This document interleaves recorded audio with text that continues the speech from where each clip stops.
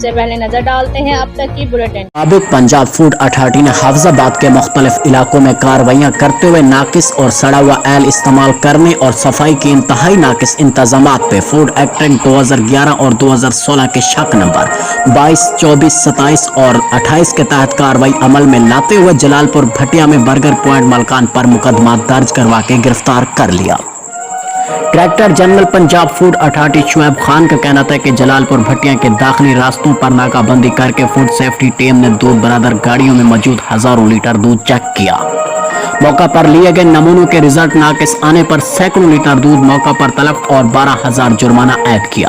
مسافروں کو معیاری اشیاء خرود و نوش کی فراہمی کو یقینی بنانے کے لیے موٹر وے سیکیورٹی سروس ایریا پر زائد المیعاد اشیاء کی کثیر مقدار میں برآمدگی پر سیکشن 13 کے تحت 2 یونٹس کو 70,000 کے جرمانے عائد کیے۔ D G Punjab Food Authority Shoaib Khan کا مزید کہنا تھا عوام کی صحت سے کھلواڑ کرنے والوں کو کافر کردار تک پہنچا کر دم لیں گے۔